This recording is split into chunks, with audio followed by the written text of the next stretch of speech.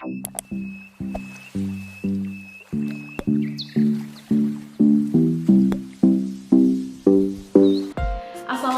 warahmatullahi wabarakatuh. Thank you very much for coming in my video and welcome back to my channel. Dalam video kali ini kita akan membahas tentang pemahaman dalam penawaran uang dan sistem bank sentral.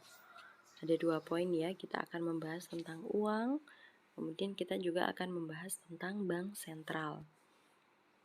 Yang pertama, kita bahas dulu tentang definisi uang. Di sini definisi uang yaitu benda-benda yang disetujui oleh masyarakat sebagai alat perantara untuk mengadakan tukar-menukar atau perdagangan. Nah, jadi uang diciptakan dalam perekonomian dengan tujuan untuk melancarkan kegiatan tukar-menukar dan perdagangan. Nah, maka uang selalu didefinisikan sebagai tadi benda-benda yang disetujui oleh masyarakat sebagai alat perantaraan untuk mengadakan tukar-menukar atau perdagangan. Nah, yang dimaksudkan dengan kata disetujui dalam definisi ini adalah terdapat kata sepakat di antara anggota-anggota masyarakat untuk menggunakan satu atau beberapa benda sebagai alat perantaraan dalam kegiatan tukar-menukar. Agar masyarakat menyetujui penggunaan sesuatu benda sebagai uang, maka haruslah benda-benda itu memenuhi syarat. Nah, maka di sini ada syarat benda sebagai uang. Yang pertama, nilainya tidak mengalami perubahan dari waktu ke waktu. Kemudian, mudah dibawa-bawa. Yang ketiga, mudah disimpan tanpa mengurangi nilainya. Ya, artinya praktis dengan nilai tetap. Kemudian, kuat, tahan lama.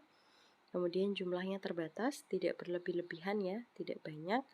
Kemudian kualitas benda satu sama yang lain sama. Artinya bendanya mempunyai mutu yang sama.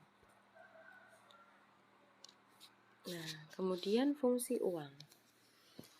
Fungsi uang yang pertama di sini untuk melancarkan kegiatan tukar-menukar, kemudian untuk menjadi satuan nilai, untuk ukuran bayaran yang tertunda, serta sebagai alat penyimpan nilai. Nah, yang pertama, uang sebagai perantara tukar-menukar. Nah, dengan adanya uang, kegiatan tukar-menukar akan jauh lebih mudah dijalankan kalau dibandingkan dengan di dalam kegiatan perdagangan secara barter. Nah, seseorang yang ingin memperoleh berbagai jenis barang untuk memenuhi kebutuhannya akan dapat dengan mudah memperolehnya apabila ia memiliki uang yang cukup untuk membeli kebutuhan tersebut. Uang yang dimilikinya dapat dengan mudah ditukarkan dengan barang-barang yang diinginkannya. Nah, kegiatan tukar-menukar justru akan lebih rumit di dalam perdagangan secara barter. Tukar-menukar baru akan berlangsung apabila seseorang dapat menawarkan sesuatu barang yang diinginkan oleh seseorang lainnya, dan orang lain itu memiliki barang yang diinginkan oleh orang yang pertama. Nah, sulit sekali kan? Jadi ada kehendak ganda yang selaras. Ini tentu tidak perlu wujud dalam perekonomian yang menggunakan uang sebagai alat tukar-menukar, barter tadi ya. Kemudian uang sebagai satuan nilai, di sini keuntungan dari penggunaan uang dalam masyarakat bersumber dari kesanggupannya untuk bertindak sebagai satuan nilai. Artinya, satuan nilai sendiri itu diartikan sebagai satuan ukuran yang menentukan besarnya nilai dari berbagai jenis barang. Dengan adanya uang, nilai sesuatu barang dapat dengan mudah dinyatakan, yaitu dengan menunjukkan jumlah uang yang diperlukan untuk memperoleh barang tersebut. Kemudian di samping itu, dengan membandingkan nilai berbagai jenis barang, akan dapat ditentukan besarnya nilai sesuatu barang jika dibandingkan dengan barang-barang yang lain. Nah, tanpa uang, nilai sesuatu barang haruslah dinyatakan dalam bentuk membandingkan kurs pertukaran di antara sesuatu barang dengan berbagai jenis barang lainnya. Misalnya untuk menentukan nilai seekor lembu harus dinyatakan banyaknya padi atau beras, ayam, kambing, dan berbagai jenis barang lainnya yang diperlukan untuk dapat memperoleh lembu tersebut.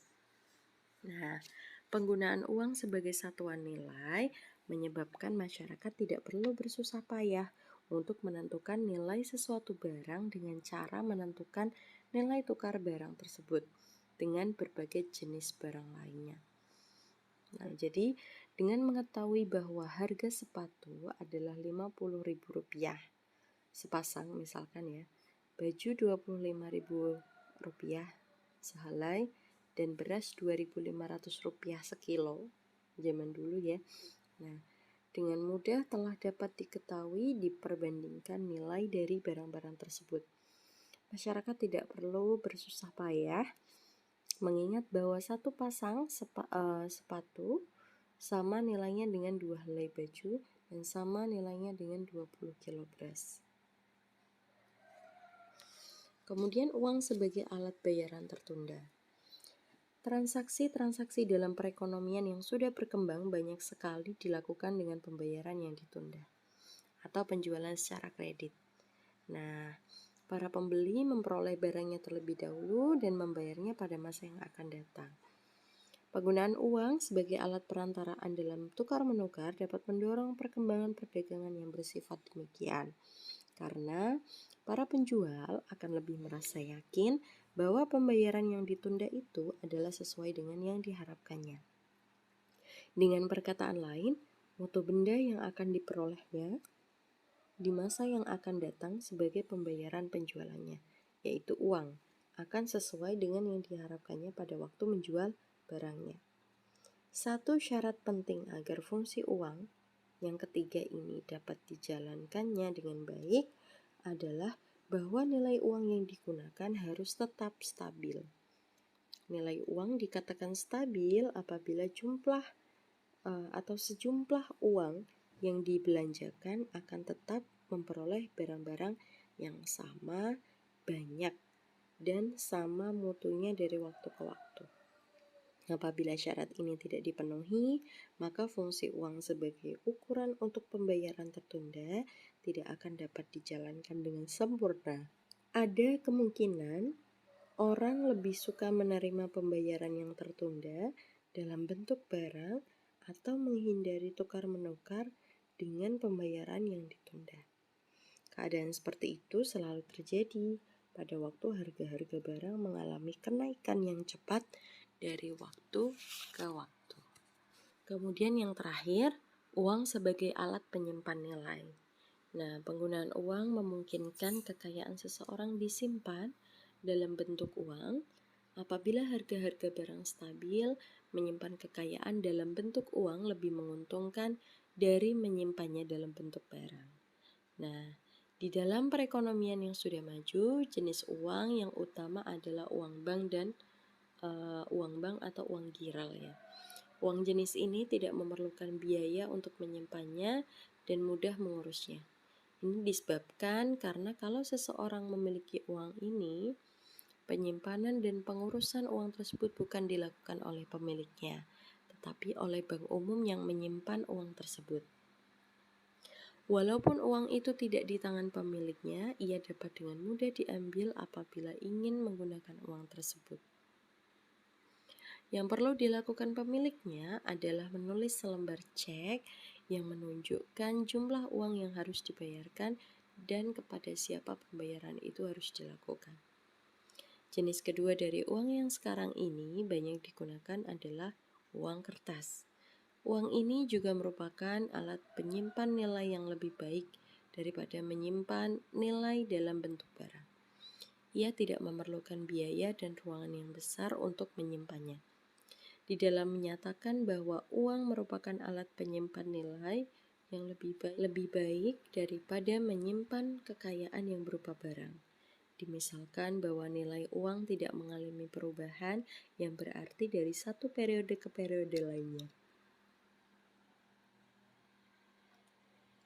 Apabila harga-harga selalu mengalami kenaikan yang pesat, nilai uang akan terus-menerus mengalami kemerosotan. maka kekayaan yang berupa uang akan mengalami penurunan. Penurunan apa? Penurunan nilai kalau dibandingkan dengan kekayaan yang berbentuk barang. Dalam keadaan demikian, uang bukanlah alat penyimpan nilai yang baik. Apabila keadaan seperti ini berlaku dalam perekonomian, masyarakat akan beramai-ramai menggantikan kekayaan yang berupa uang menjadi kekayaan yang berbentuk barang. Nah, inilah yang saat ini terjadi. Kemudian perbedaan bank sentral dan bank umum ya. Kalau dibandingkan kegiatan yang dijalankan oleh bank sentral dan bank umum, maka akan dapat dilihat bahwa di antara kedua-duanya ini terdapat beberapa perbedaan.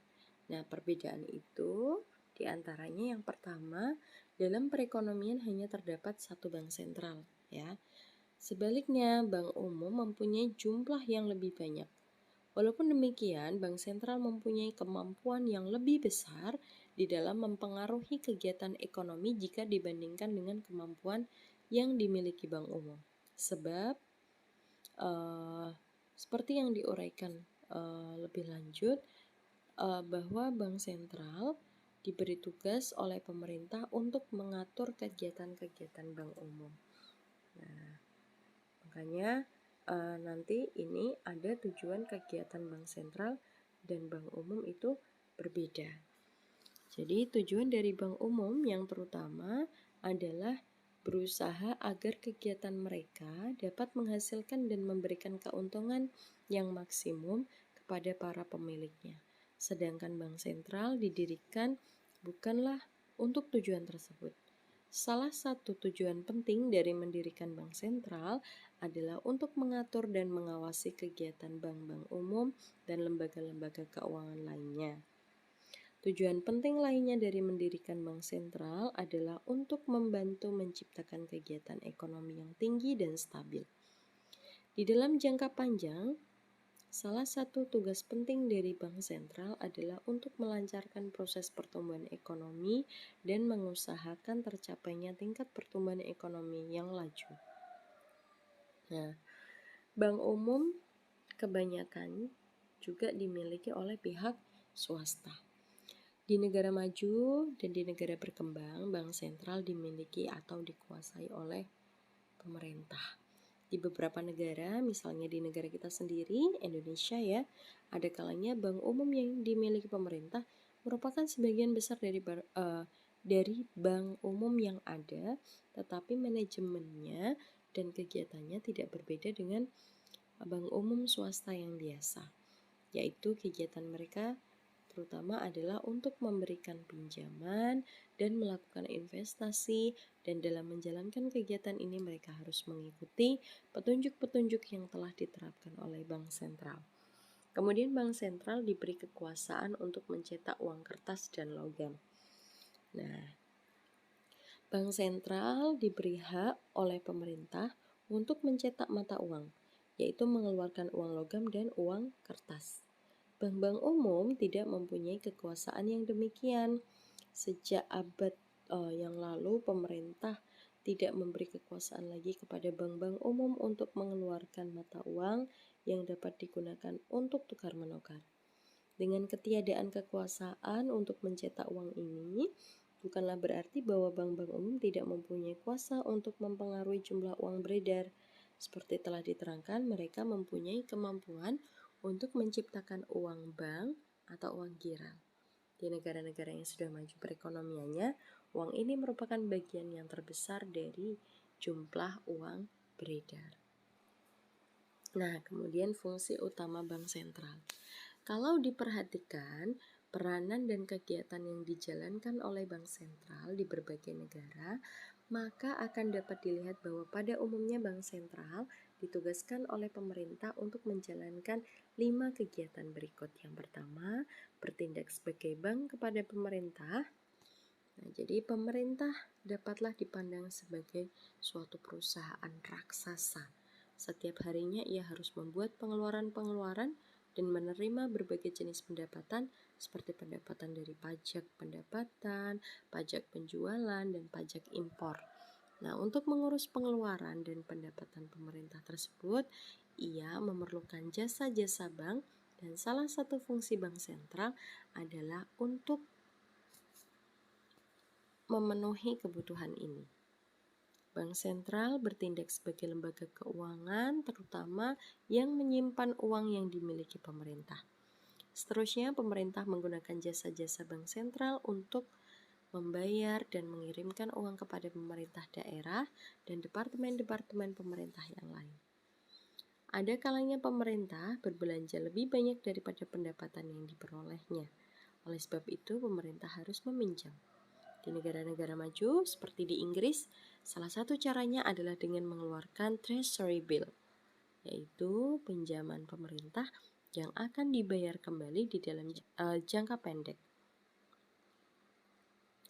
Nah, treasury bill itu biasanya berjangka 3 bulan, tetapi ada juga yang berjangka 6 bulan, 9 bulan, dan bahkan 1 tahun.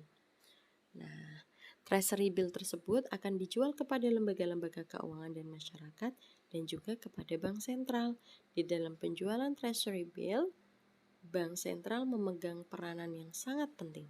Misalnya, bank sentral diberi kekuasaan oleh pemerintah untuk menentukan dan mengubah tingkat bunga dari treasury bill tersebut. Kemudian yang kedua, bertindak sebagai bank kepada bank-bank umum. Bank sentral selalu disebut juga sebagai bank kepada bank ya, bankers bank atau sumber pinjaman terakhir, lender of last resort. Artinya, bank sentral adalah bank dari bank-bank lainnya dan ia merupakan sumber terakhir dari pinjaman apabila bank-bank umum tidak dapat memperoleh lagi pinjaman dari sumber lain. Bank sentral disebut sebagai bank dari bank-bank lainnya karena jasa-jasa yang diberikannya kepada bank umum adalah sama sifatnya dengan jasa bank umum kepada masyarakat. Ini jelas dapat dinilai dari keadaan berikut. Misalkan, si A menerima sejumlah uang dalam bentuk cek dari B, dan cek itu adalah cek dari bank M.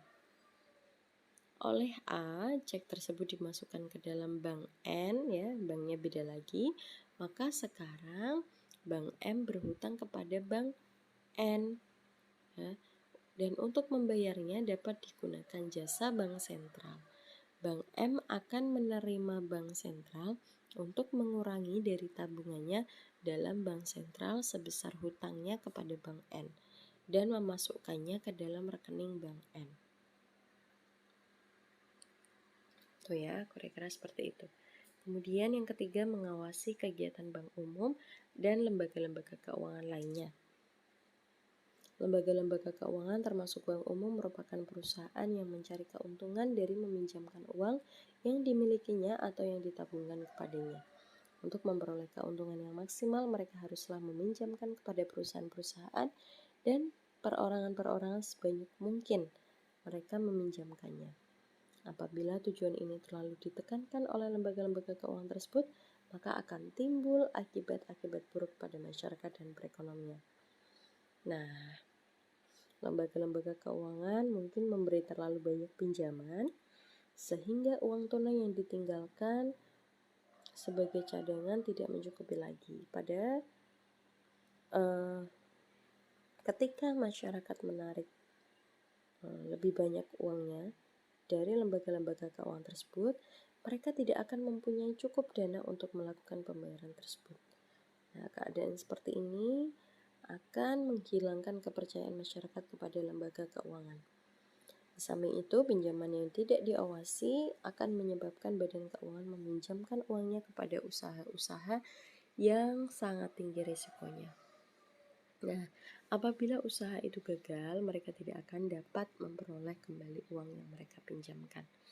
Keadaan demikian dapat menyebabkan lembaga keuangan tersebut menutup usahanya dan tidak dapat membayar kembali tabungan dari para langganannya. Nah, di samping itu, apabila pemerintah tidak mengawasi kegiatan mereka, lembaga-lembaga keuangan yang memberi pinjaman secara berlebih pada masa perekonomian mencapai kemakmuran yang tinggi dan perekonomian sedang mengalami masalah inflasi. Tindakan ini akan memperburuk masalah inflasi yang sedang dihadapi. Nah, contoh-contoh tersebut tadi yang saya sampaikan itu menunjukkan bahwa apabila tidak diawasi ya, kegiatan lembaga-lembaga keuangan terutama bank-bank umum dapat merugikan masyarakat dan mempengaruhi kestabilan serta perkembangan perekonomian negara. Kemudian, mengawasi keseimbangan kegiatan perdagangan luar negeri. Dan yang terakhir, mencetak uang logam dan uang kertas yang diperlukan untuk melancarkan kegiatan produksi perdagangan. Kebijakan moneter kuantitatif. Kebijakan moneter kuantitatif sendiri merupakan kebijakan moneter yang dijalankan oleh bank sentral yang bertujuan untuk mempengaruhi penawaran uang atau suku bunga, dan perubahan tersebut diharapkan dapat mempengaruhi kegiatan ekonomi. Nah, beberapa di antara kebijakan moneter kuantitatif, yang pertama ada operasi pasar terbuka, kemudian mengubah suku bunga dan suku diskonto, dan yang ketiga mengubah tingkat cadangan minimum. Kemudian kebijakan moneter kualitatif, di sini maksudnya adalah kebijakan yang dijalankan oleh bank sentral dengan tujuan mempengaruhi kegiatan dalam sektor-sektor tertentu dan dilakukan melalui peraturan atau melalui perbincangan langsung dengan institusi-institusi keuangan. Yang pertama, ada pengawasan pinjaman secara terpilih. Yang kedua, ada imbauan moral. Nah, oke. Demikian penjelasan yang bisa saya sampaikan. Untuk lebih lengkapnya, kalian bisa baca bukunya di Sadyono Sukirno pada bab 9. Di sini sangat rinci dijelaskan ya. Oke, terima kasih atas partisipasinya. Silahkan kalian bisa berdiskusi seperti biasa di WA Group. Dan sampai jumpa karena kita nanti akan bertemu secara virtual lewat Zoom. Karena kalian sudah nonton sampai akhir, dan jika kalian suka, jangan lupa like, comment, dan subscribe. Oke, assalamualaikum warahmatullahi wabarakatuh.